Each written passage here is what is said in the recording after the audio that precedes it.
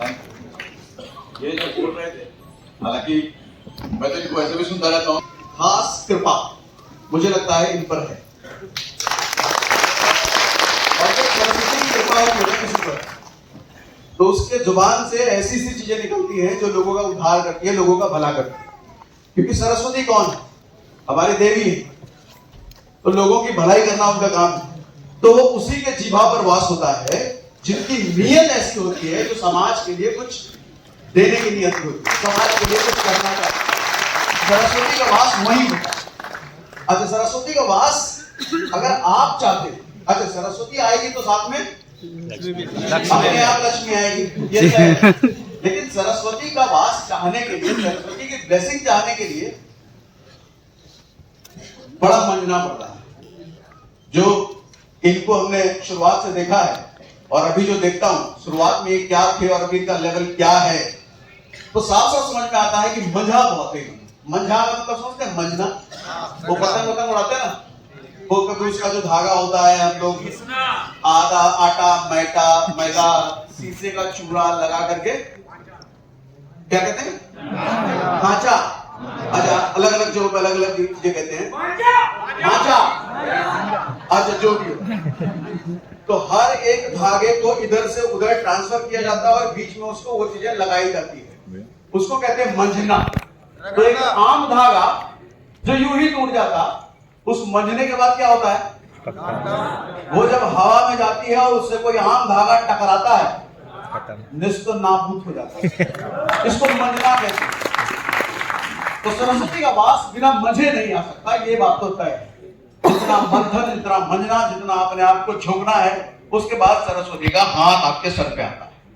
उसके बाद तो फिर लक्ष्मी जो आप चाहते हैं वो मिलता ही है। अभी क्या हुआ, अभी 2 दिन पहले मैं एक टीवी शो देख रहा था, नाम नहीं लेते, हालांकि आप में से कुछ लोगों ने देखा होगा तो समझ जाओगे। उसमें होस्ट जो है अपने गेस्ट से पूछता है, इमेजिन करो आपके पास 100 करोड़ रुपए आ जाए तो क्या करोगे? वो गेस्ट तुरंत कहता है कि मैं तुरंत से एक बंगलो खरीदूंगा। फिर पूछता है 500 करोड़ आ गए तो क्या करोगे? तो तुरंत कहता है कि 2-3 और बंगलो खरीदूंगा, दूसरों का भी बंगलो खरीदेंगे। अरे फिर बोले 1000 करोड़ आ जाए तो फार्म हाउस खरीदेंगे बड़ा सा। फिर 2000 करोड़ आ जाए तो वो टेंशन में आ गया, इतना क्यों पूछ रहे हो, इतना थोड़ी आएगा। फिर वो ये सीन देखकर के एक चीज समझ में आया, हम भी ऐसे ही थे। इन दिनों अब मैं ऐसा नहीं हूं, लेकिन ऐसे ही थे। और हम सब लोग मिडिल क्लास से होंगे ज्यादातर यहां पे बैठे हुए, तो हम सब ऐसे ही होते। क्या इसमें मेरे को समझ में आया, जब उससे पूछा गया कि 100 करोड़ आए तो क्या करेंगे, तुरंत बंगलो खरीद लेंगे। इतना पैसा आए तो क्या करेंगे, तुरंत ये खरीद लेंगे। आपके मन में भी आता कहीं से 1 करोड़ रुपए आ जाए तुरंत गाड़ी खरीद लेंगे, कहीं से 1-1.5 लाख रुपए हाथ में आ जाए तुरंत कोई आईफोन टाइप कुछ खरीद लेंगे। ये आता है ना, एकदम सोच के देखो ना, रैंडम आपसे पूछा जाए 1 करोड़ रुपए हाथ में आ जाए क्या करोगे? इंस्टेंटली कुछ ना कुछ खरीदने का ही दिमाग में आएगा। एक चीज समझना, जब हम चीजें खरीदने का माइंडसेट रखते हैं ना, पैसा हाथ में आए तो हम ये खरीदेंगे, पैसा हाथ में आए तो हम वो खरीदेंगे। जरा ध्यान से समझिएगा हम कर क्या रहे हैं यहां पर। हाथ में आई लक्ष्मी, हमने कुछ खरीदने के लिए उस लक्ष्मी को दे दिया दूसरे को। फिर हमारे पास कहीं से आई लक्ष्मी, हमने कोई सामान लेने के लिए उस लक्ष्मी को दे दिया किसी और को। तो लक्ष्मी का वास आपके पास रह रहा है क्या? नहीं। आते ही एक कोई अमेरिका की सिंगर है, डियाना ऐसे कुछ करके नाम है, उन्होंने अपने फाइनेंशियल एडवाइजर पर केस कर दिया। केस क्या किया, बैंकरप्ट हो गई बेसिकली, वो कमाया बहुत, बड़ी सिंगर, अब बैंकरप्ट हो गई। तो फाइनेंशियल एडवाइजर पर केस कर दिया कि इन्होंने मुझे सलाह नहीं दिया, इन्होंने मुझे सही सलाह नहीं दिया, जिसकी वजह से मैं बैंकरप्ट हो गई। तो उसके फाइनेंशियल एडवाइजर ने कोर्ट में कहा कि इसको मैं क्या सलाह दूं, इसके पास जब भी पैसा आता है ये कभी गाड़ी खरीदे, कभी ये खरीदे, कभी वो खरीदे, कभी वो खरीदे, चीजें ही खरीदती रहती। तो जैसा जब आदमी पैसों से चीजें ही खरीदता रहेगा तो उसके पास चीजें बचेंगी या पैसा? चीजें। अच्छा, जिसके पास ज्यादा चीजें हैं वो अमीर है, जिसके पास ज्यादा पैसा है ज्यादा पैसा। चीजें का मतलब मैं जमीन, प्रॉपर्टी, बड़े बड़े एसेट्स की बात नहीं कर रहा। चीजें का मतलब जिसको देख करके हमको मन करता है कि हम भी ये खरीदें। गाड़ी हो गया, किसी की बड़ी गाड़ी हो गई और बड़ी गाड़ी। अरे किसी का प्लॉट देख करके मन में मुंह में पानी आता है क्या? 1000 गज का प्लॉट ये वाला लेना है यार। मतलब आम आदमी मुंह में नहीं आता, अब तो मेरे में आता है। अब तो मैं किसी का प्लॉट ऐसा देखता हूं तो दिमाग में घूमने लग जाता है लेना है। अब गाड़ी या कोई भी ऐसी चीज जिसकी वैल्यू समय रहते हुए घटती है, अब मेरे को अट्रैक्ट ही नहीं करती। चाहिए नहीं वो चीज, ऐसी चीज चाहिए जो अपने पोर्टफोलियो को बड़ा करे। मजा अंदर से फील आता है। कितने का पोर्टफोलियो भैया? 100 करोड़, 200 करोड़, 500 करोड़। ये वाला टेस्ट जो आपका डेवलप हो जाता है ना, तब आप एक अलग कैटेगरी में चले जाते हो। तब असली वेल्दी, तब असली समाज के सुखों का आप अनुभव करते हो। देखो मैं उनकी बात नहीं कर रहा जो संतोष रखो, कम पैसे में भी सुखी रहना सीखो। देहरादून के पहाड़ में शिफ्ट हो जाए ऐसे आदमी को, इधर जगह नहीं है।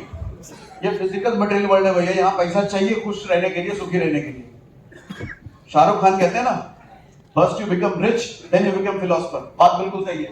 क्या मतलब? पहले पैसा कमाओ उसके बाद भाषण देना कि संतोष रखो। ये जो देते हैं ना भाषण, संतोष और ये सब रखो, उनके पास भी लंबी लंबी गाड़ियां होती हैं, जेट सिक्योरिटीज होती है, बड़े बड़े फार्म हाउसेस पे रहते हैं वो।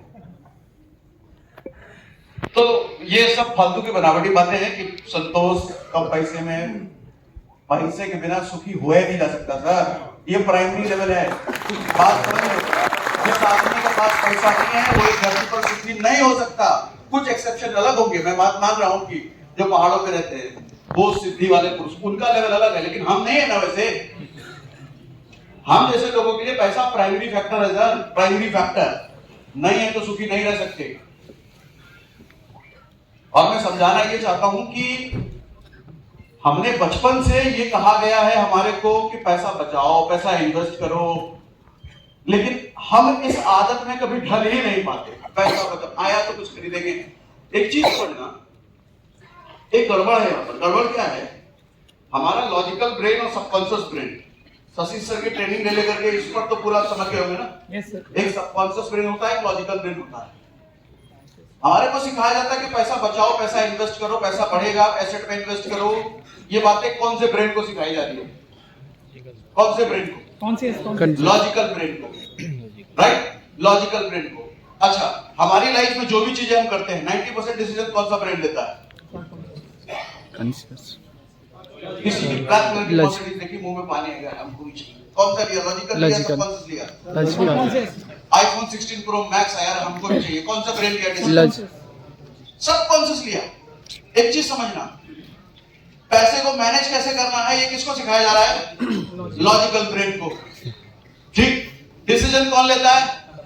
Subconscious brain. तो ये गड़बड़ छोड़ नहीं है। डिसीजन मेकर कोई और है, सिखाया किसी और को जा रहा है, तो सबकॉन्शियस को सिखाने की जरूरत है ना। एक आदमी बताओ जिसको आपको बचपन से नहीं बोला होगा पैसा बचाओ, पैसा इन्वेस्ट करो। सबको पता है, सबको पता है, लेकिन कितने लोग कर पाते? नहीं कर पाते ना। तो इसका मतलब ये बड़ा गैप है, बड़ा झोल है। ये सिखाया लॉजिकल ब्रेन को जा रहा है, डिसीजन लेता है सबकॉन्शियस ब्रेन। तो अब करे क्या फिर? कैसे सिखाए? सिखाने की जरूरत सबकॉन्शियस को इतना समझ में आता है, yes. लेकिन कैसे सिखाए? सर सबकॉन्शियस ब्रेन जो डिसीजंस लेता है, एक चीज आप देखते होंगे, वो सारे डिसीजंस आपके आदतों के साथ मैच होते हैं। सर एकदम से मैं यहां पे बात बोल रहा हूं, कुछ उड़ करके इधर आएगा, एकदम से मेरा हाथ ऐसे हो जाएगा, है? ये डिसीजन किसने लिया? लॉजिकल या सबकॉन्शियस ने? सबकॉन्शियस ने। बिकॉज मेरा माइंड ट्रेंड है, मेरे को ये हैबिट हो चुका है कि बचपन से खेलते, डूबते, गिरते, पड़ते, जब भी कोई चीज अपनी तरफ आती है,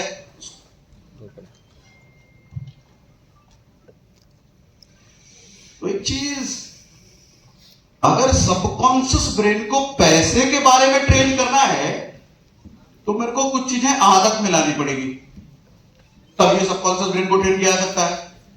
अदरवाइज तो मैं पैसा कमाता रहूंगा, खर्चता रहूंगा, पैसे कमाता रहूंगा, कुछ ना कुछ करता रहूंगा, सैलरी बढ़ गई तो चलो घूमने चलते हैं, एक्स्ट्रा बोनस आया, एक्स्ट्रा पैसे आए, एक्स्ट्रा कहीं से इनकम हुई किसी तरह की, तो चलो इस बार बड़े घर में शिफ्ट हो जाते हैं, कुछ खरीदा जाए, गिफ्ट दिया जाए, गिफ्ट भेजा जाए।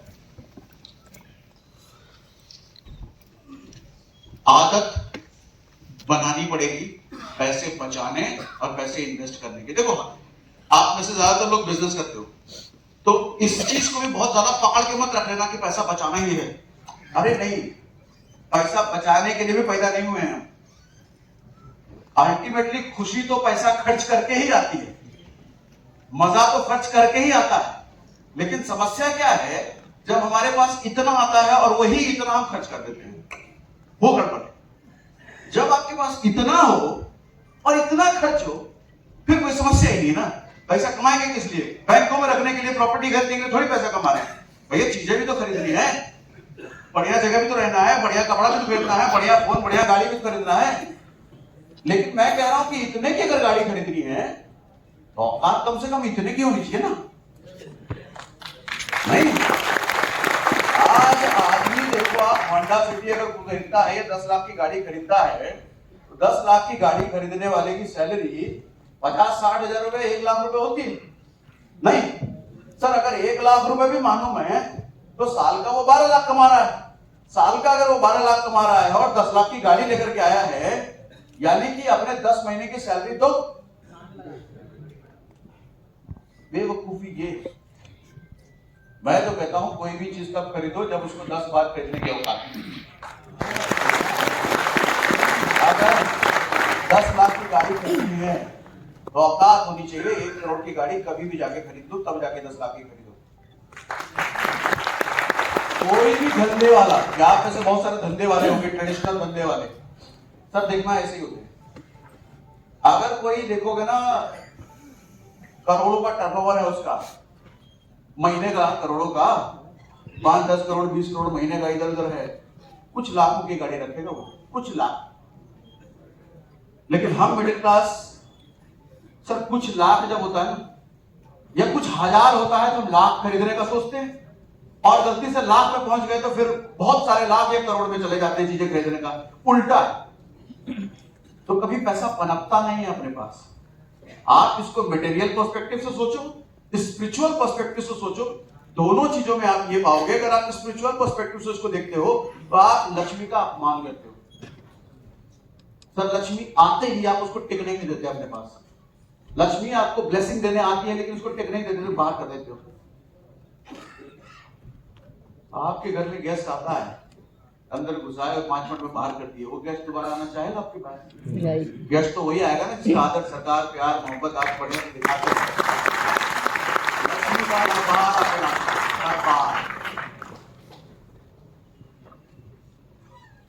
पैसे ना अंडा देता है, मालूम? सिर्फ मुर्गी अंडा नहीं देती, पैसे भी अंडा देता है। जैसे देखोगे आप, हमारे पापा या हमारे से पुराने वाले जनरेशन आप देखोगे, हमसे बहुत कम कमाते थे। आज मैं जितना कमाता हूं, मेरे पापा उससे बहुत ज्यादा ही कम कमाते थे। और ऐसा गांव में सबके साथ होता है, कमाई इतनी सी होती है, लेकिन इतनी सी कमाई में वो आदमी बेटी की अच्छी से शादी भी कर लेता है, बेटे को दिल्ली जैसे शहर में पढ़ा भी रहा है, एक घर भी बना लिया है, अच्छी खासी सेविंग भी कर रखी है, पता चले लाखों की एफडी भी है। अरे इतनी सी सैलरी में आदमी इतना सब कर कैसे लिया? और शहरों में देखो क्या होता है, कमाई कितनी है, मोटी सी, पूछो एसेट कितना है, प्रॉपर्टी कितने का, कुछ नहीं। बच्चे के लिए कितना बचा के रखा है, आगे कल को हायर एजुकेशन लाखों का खर्चा होगा, कितना है सोचेंगे ना। बच्ची अगर है, शादी वादी में अच्छा खासा खर्चा होगा, सोचेंगे ना। कब 2-3 हजार साल के लिए लेके आए हैं धरती पर, कब सोचेंगे? नहीं, ताली वाला सेशन नहीं है, सुनो ध्यान से, मैं सोचने में मजबूर कर रहा हूं। आज देखो ना, आप शहरों में जो लाख रुपए 1.5 लाख रुपए महीना कमा रहा है, मैं तो जानता हूं, मिलता हूं ऐसे लोगों से। हमारे पास तो बहुत सारे लोग समस्या लेके आते हैं, 1.5 लाख रुपए है सैलरी सर, लेकिन कुछ बचता नहीं है। मैं पूछता हूं बाबूजी कितना कमाते हैं? बाबू जी तो 25,000 रुपए कमाते थे, क्या क्या किया उस 25,000 से? घर भी बना लिया है, बच्चे की शादी भी कर दी है, बच्चे का हायर एजुकेशन के पैसा भी है। हम कहते हैं 1.5 लाख में इतना कर पाओगे? कहीं नहीं, कुछ नहीं। आज के समय में ना आदमी ज्यादातर आप देखोगे सिर्फ 1 महीने का गुजारा है उसके पास, सिर्फ 1 महीने का। ज्यादातर लोग जिस भी माध्यम से इनकम आज आ रही है ना, सिर्फ 1 महीने के लिए अगर अटक गई तो अगले महीने वो तनाव में आ जाएगा, घर कैसे चलेगा। नहीं, रुको। और ये बात सिर्फ लाख रुपए कमाने वालों के लिए नहीं है, 50,000 कमाने वालों के लिए नहीं, ये 5 लाख कमाने वालों की भी समस्या यही है, 7-8 लाख महीना कमाने वालों की भी समस्या यही है। कारण एक ही है, जो बचपन से हमारे को तरस है ना, बड़े होकर के कमा करके गाड़ी लेंगे, ये करेंगे, ऐसे रहेंगे, ऐसे लाइफस्टाइल, वो बर्बाद। और लक्ष्मी का नाटक तुम कर ही रहे, ज्यादा मनी माइंडेड तो नहीं बना। बात सही कर रहा हूँ? राइट, बिल्कुल सही है सर। ज्यादा जोश आ गया, सतीश जी ने कर दिया। क्या कह रहे हो? कनेक्ट कर दीजिए। अच्छा, करेक्ट कर दीजिए। क्या बोले? क्या जो करेक्ट करना है? रुपए नहीं किए, क्या बोले भैया? अच्छा, जोड़ने के बाद तो कहानी ये है कि गांव में एक बाप के 2 बेटे हैं। जो बड़ा बेटा है वो वहीं अपने खेती बाड़ी में लग गया है, छोटा बेटा जो है उसको बिजनेस करने की चुन लेती है। तो वो अपने हिस्से का जमीन बेच करके शहर चला जाता है। 2 साल बीत जाते हैं शहर में, और पता चलता है कि 2 साल में हालत ये है कि जितना पैसा लेकर के गया था सब बर्बाद कर दिया है, सब उड़ा दिया है, कुछ नहीं बचा। हालत भीख मांगने की आ चुकी है। बाप को पता चलता है गांव में, बाप तो आखिर बाप है, बेटा कितना भी नालायक कुछ भी करके जाए, बाप तो उसके लिए करेगा। तो बाप तुरंत उसको शहर से अपने यहाँ बुलवा देता है। अच्छा, वो बेटा जैसे ही घर पहुंचता है तो घर पहुंचते ही उसका खूब स्वागत किया जाता है। 2 साल बाद बेटा आया है, जिस बेटे की उम्मीद छोड़ दी थी बाप ने, तब बेचबाज के चला गया था, वो बेटा घर आया है, मिठाइयां बांटी जा रही है, ढोल बजाए जा रहे हैं, बेटा आ गया है हमारा वापस। अच्छा, इसी बीच बड़ा बेटा दोपहर की धूप में खेत में काम कर रहा है। खेत में कोई जाकर के आदमी उस बड़े बेटे को कहता है कि तुम्हारा छोटा भाई जो आ गया है उसके लिए ढोल बजाए जा रहे हैं, जो नालायक था सब बेचबाज के चला गया था, और तुम तो बाप के साथ हमेशा रहे हो, हमेशा मेहनत किया है, खेतों में काम करते हो, तुम्हारे लिए कभी ये ढोल नहीं बजा। तो उस बड़े भाई को खुशी तो है कि छोटा भाई आया है, लेकिन साथ में ज्यादा दुख है ये सुन करके कि मेरे लिए कभी ढोल नहीं बजाया बाबूजी ने, भाई इस नालायक के लिए बजा रहे हैं। घर गया, बाबूजी से बात किया कि आपने मेरे लिए कभी ढोल नहीं बजाया, जिसके लिए बड़ा ढोल बजा के स्वागत कर रहे हो। तो बाबूजी एक एग्जांपल देते हैं, ध्यान से समझिएगा। वो कहते हैं ये जो बकरी पोसने वाला होता है ना, पालने वाला, उसके 9 बकरी अगर है और एक बकरी गलती से किसी तरीके से छूट के जंगल में भाग जाए तो वो अपनी 9 बकरी को खुला छोड़ देता है, उस एक बकरी को ढूंढने के लिए जंगल में चला जाता है बिना खाए पिए परेशान होकर के। उसको उस वक्त 9 बकरी की फिक्र नहीं है, उस एक बकरी की फिक्र है जो जंगल में चली गई। और जैसे उसको बकरी मिलती है ना, उसको गोद में उठा करके चूमता हुआ अपने घर लेकर के आता है।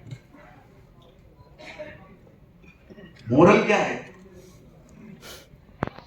9 बकरी तो घर में ही थी, एक भाग गई थी, 9 को चूमना और गोदी में उठाना वो सब कुछ नहीं हुआ, एक जो भाग गई थी उसको खूब प्यार किया गया। यही तो उस छोटे भाई के साथ भी हुआ। ओशो बड़ी प्यारी बात इसमें समझाते हैं। वो कहते हैं प्रकृति ना गलती करने वालों को रिवॉर्ड देती है। जो जितनी ज्यादा गलती करेगा प्रकृति की ब्लेसिंग्स उस पर होती है। समझना मेरी बात। आप एक आदमी ऐसा कोई बताओ जिसमें गलती नहीं करी और वो कोई आविष्कार करके बैठा हो, कोई बल्ब बना के बैठा हो, कोई हवाई जहाज बना के बैठा हो, कोई गाड़ी बना के बैठा हो, कुछ भी बना करके बैठा हो। इनफैक्ट ये ऑडिटोरियम भी जब बन रहा होगा बहुत सारी गलतियां हुई होंगी, लेकिन अल्टीमेटली बना है ऑडिटोरियम ना। लेकिन जो आदमी गलती नहीं करता वो क्या बना पाता है? देखो एक चीज समझना, जिसके लिए रास्ते बने बनाए मिल जाते हैं ना, वो कभी रास्ते बनाना नहीं सीख पाता।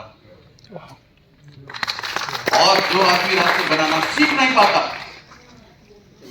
उसको जरा भी मुसीबतें आई जिंदगी में, तो मुसीबतों के बीच से उसको रास्ता बनाना तो आता नहीं। वो अपना दम तोड़ देता है, सरेंडर कर देता है, नहीं हो सकता है काम, वो हार मान लेता है। तो एक खुशखबरी है, मैं ये कहता हूं आप लोगों के लिए कि अगर आप एक ऐसे परिवार में पैदा हुए हो जहां पर आपके हाथ में सोने का चम्मच नहीं था पैदा होते वक्त, जहां पर सारी सुख सुविधाएं नहीं थी आपके घर में, आपके घर में बाबूजी भी स्ट्रगल कर रहे थे और आप बड़े होकर के आपको भी आज स्ट्रगल करना पड़ रहा है, तो मैं तो कहता हूं कि एक मौका जो ऊपर वाले ने दिया है। क्योंकि हम नाम नहीं लेते, ऐसे बहुत सारे बिलियनियर्स के बच्चे आप देखो, उनको सब कुछ बना बनाया मिला है, लेकिन सबसे बड़ा दुख मालूम क्या है? जब बाप अल्ट्रा लेवल का सक्सेसफुल हो और बेटा उसके आधा भी कहीं नहीं पहुंच पा रहा हो ना, तो कहीं किसी भीड़ में अगर बेटा अकेला जाता है तो उसको क्या बोल के इंट्रोड्यूस किया था मालूम? ये फलाने सिंह का लड़का है? उसके नाम का कोई वजूद नहीं है, उसके बाप के नाम का वजूद है। लेकिन उल्टा देखो, अगर बेटा ऐसा निकल गया है कि जो बाप कहीं नहीं था लेकिन बेटा बहुत सक्सेसफुल, अब क्या कहा जाता है? अब बाप कहीं गया मीटिंग में तो फलाने के बाबूजी हैं। देख अब खेल बदल गया।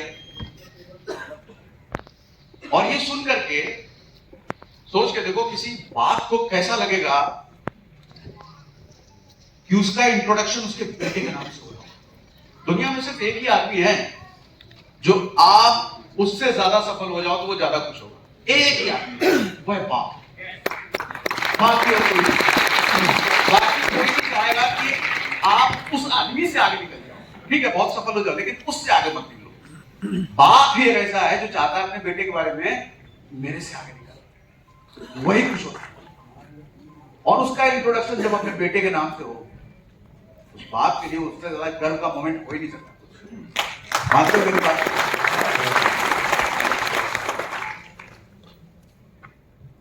अच्छा, अगर मौका मिला है, अगर संघर्ष करना पड़ रहा है, अगर लड़ना पड़ रहा है बहुत सारी चीजों से, रोज मुसीबतें आ रहे हैं, कुछ ना कुछ रोज परेशानियां आ रही हैं, कई बार छोड़ देने का मन करता है, कई बार लगता है कि हार मान लो, कई बार लगता है कि अब नहीं होगा, ट्रैक बदल लेता हूं, तो ये अच्छा मौका अपने बाप को गौरवान्वित करने का,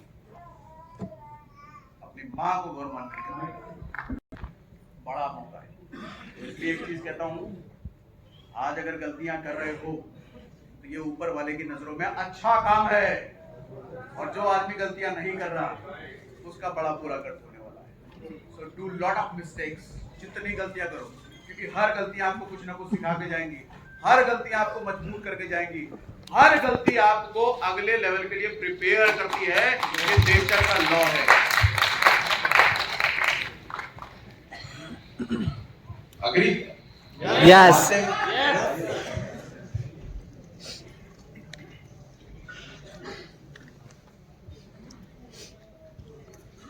एक और बात बताता हूँ, उसके बाद समाप्त करता हूँ।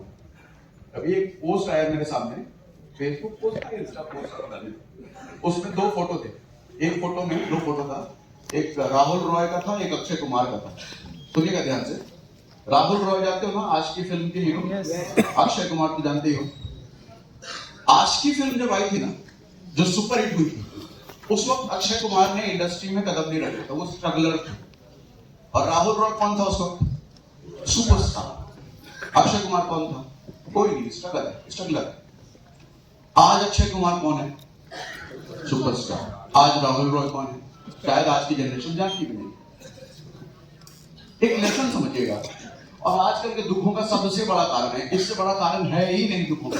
आप अगर परेशान हो तो इससे ज्यादा परेशान नहीं हो सकते। ये सबसे बड़ा कारण है, सबसे बड़ा कारण है। कौन सा? हमें लगता है इसका तो सब कुछ हो जा रहा है, मेरा नहीं हो रहा है। इसका इतना अच्छा चल रहा है, मेरा नहीं चल रहा है। सबसे बड़ा दुखों का कारण है, सबसे बड़ा।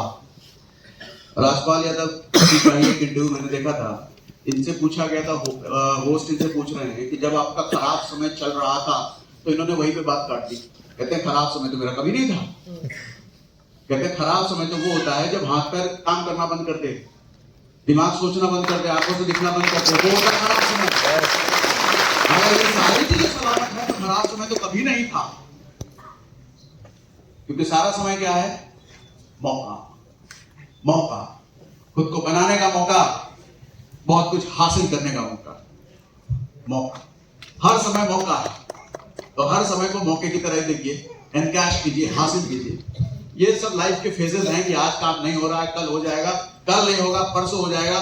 समय है, समय कभी भी एक साथ किसी के साथ नहीं रहता, एक फेवर में ऐसा कभी नहीं हो सकता कि हर समय अच्छा समय आपका हो।